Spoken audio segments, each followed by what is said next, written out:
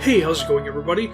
Welcome back to the Haunt Collection Podcast. My name is Chris Codina. I will be your host, and this week we're going to have our first Haunt Collection original, meaning we'll have a story written by yours truly. I had said before in the introduction video that I wanted to do this because I want to have something of my own out there if I'm going to sit here and critique other people's work. I should have something out here for others to critique mine. I see it as only fair, and I'm usually very self-conscious about sharing my work. I don't finish a lot of my work, stuff like that. But this one, I will share. I actually have before. It was originally on Reddit's No Sleep forum, and I will post a link to that in the description so you can read along if you like, as usual. So yeah, there's, probably not going to be too much in the way of commentary or criticism on this one because it's my story. It's not really my place to go over it like that here. And I could definitely be critical of myself. Let me tell you that. Not just in this sense, but anyway, yeah, I'm not going to cut into this one like I usually do because it's more for you guys. So without further ado, this is The Gravedigger's House by me, Chris Codina.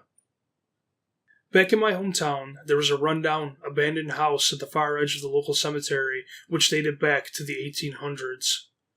It was said that the house belonged to the former caretaker and gravedigger, who had died mysteriously years and years ago.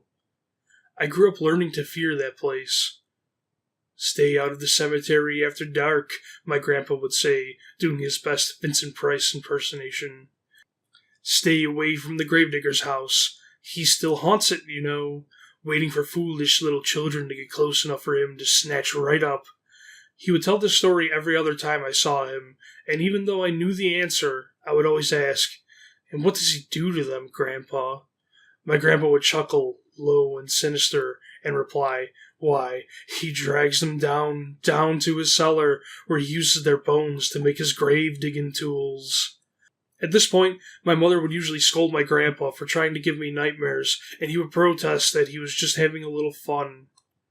All of the kids at school knew this story, and most accepted that it was just a way to keep us from damaging anything in the older part of the cemetery, or from wandering into the surrounding woods and getting lost.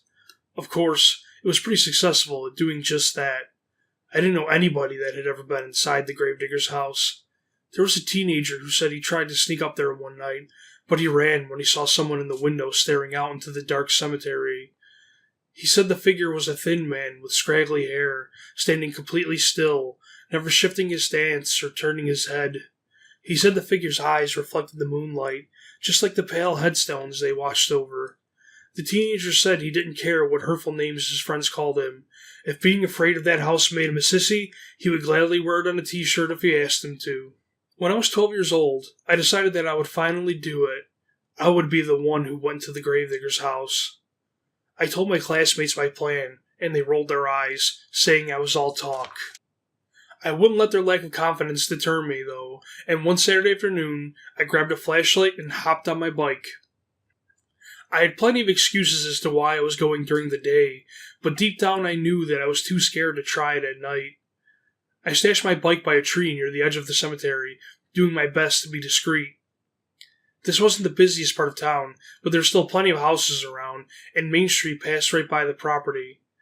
I made my way cautiously across the grass towards the gravedigger's house, which was about 20 yards from the cemetery, just at the edge of the forest. My heartbeat increased with every step, and my throat went dry. The house was dilapidated and surrounded by unkempt grass and weeds. Whoever maintained the cemetery grounds now must not have wanted to get too close to the menacing building if they didn't have to. The gray paint in the rotten wood was faded and peeling, and most of the windows were shattered, including the narrow cellar windows near the ground. I stood on my tiptoes, trying to get a look inside the house. The sunlight lit up some of what looked like a kitchen and living area, but I couldn't see much from my height. Between the tall grass and the angle of the sun, the cellar windows yielded even less of the view inside. I steeled myself and walked up to the rickety door, reaching for a rusted knob. It was locked. I gave the knob a few gentle shakes in case it was just stuck, but it didn't give. Letting out the breath I hadn't realized I was holding, I stepped back from the door and moved around to the back of the house. I found the cellar door there. 2 heavy wooden doors lay embedded in the ground with a chain that appeared to have been cut looping through the handles. A rusted padlock hung uselessly from the severed chain, which I slid free and set aside. With no shortage of effort, I managed to heave the doors up and ease them open as gently as possible so as not to cause a commotion. Sunlight bathed the short set of wooden stairs that led down to a dirt floor. Though every bit of common sense in my head told me to leave now, I took the flashlight from my pocket and descended into the cellar. When I reached the bottom, I stood motionless for a few moments. The cellar was unreasonably dark, like it was actively keeping out the sun. The air was musty and thick with dust. It smelled of mold and rot. It took all my concentration not to sneeze or choke. I kept my feet at the edge of what light was let in through the open doors and worked up the courage to flick on the flashlight. Sweeping the beam back and forth, I saw the old cellar was filled with sacks and crates.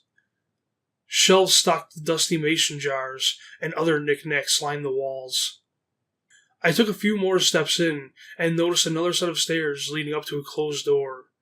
I figured that this led up inside the house. A creak from directly above broke me from my curious observations. I froze, turning my head upward and straining to hear. An animal, maybe? With the busted windows, a raccoon or possum could easily have gotten inside and nested. A second creak banished every hope of that being the case. It was footsteps. Slow, plodding, human footsteps heading toward the inside cellar door. My heart dropped as terror gripped every nerve in my body. I pivoted on my heel and bolted for the stairs I used to enter, my wildly flailing flashlight passing over something in the shadowy corner that finally let loose the scream I had been holding in. I tripped on the second step of the stairs and willed myself to ignore the shooting pain in my knee as it banged off the wood. I could hear the inside cellar door opening as I reached the top of the stairs and ran as fast as I could back to my bike. Pedaling as hard as I could, I sped down Main Street, back to my house and my mother. I never told anyone about what happened at the Gravedigger's house. When I got home with tears in my eyes and a badly bruised leg, I told my mom that I had fallen off my bike along the road. When my friends asked if I had gone through with my plan, I told them no, that I had lost interest. They called me chicken, and I didn't fight them on it. I didn't want to feed into the legend of the house and encourage other kids to prove their bravery by exploring it. Time went by, and I didn't step foot near that cemetery again. I grew up and moved away and have a pretty good life going for me now. I never forgot that day, though. I never forgot those strange, slow footsteps. I never forgot the sound of the outside cellar doors slamming shut behind me. I never forgot looking back over my shoulder as I ran and seeing a pair of eyes dimly reflecting the little sunlight that passed through one of the cellar windows. Most of all, I never forgot what I caught sight of as the beam of light illuminated one of the corners of the cellar while I was running out. I never forgot the shovel and pickaxe leaning against the wall, cobbled together from what was clearly bone. Bone that was nowhere near as old as everything else in that cellar. So that's it. That's the Gravedigger's House by me, Chris Codina. Not really too much I can say here about it. Obviously, I liked it enough to share it. That's up to you guys to decide whether you like it. I'm sure there's plenty of problems with it. I think I probably picked up on a lot of showing, not telling. You know, it's a cardinal sin in writing. But, yeah, like I said, this isn't really a place for me to critique. This is a place for me to other people. This is a place for other people to critique. So, we can just kind of leave it at that. I hope to share more with you guys. I've always liked writing, and I want to do more of it, but I've always had issues sharing what I do write, and more often finishing what I start writing. So I'm hoping that this podcast kind of helps me, really dig in and come up with some stuff.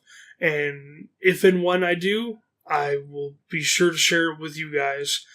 And if and when I do, I will be sure to share it with you fine people. So yeah, feel free to comment. If you're going to criticize, try to keep it constructive. Trust me, I think plenty worse things about my work than you could probably ever say. Do not take that as a challenge. But yeah, if you want to comment on it, please feel free. Just try to keep it constructive if you're going to be negative. Obviously, I'm sure there's plenty of negative in here, but let's keep it constructive. But yeah, I think that about covers it. So with that, we'll slide the Gravedigger's house back up on my personal digital shelf. And yeah, that's it. We can call it a day. So, like, comment, subscribe, all that good stuff. If you think somebody else would be into this, please share it. Let's have some fun here. I will catch you next week. Later.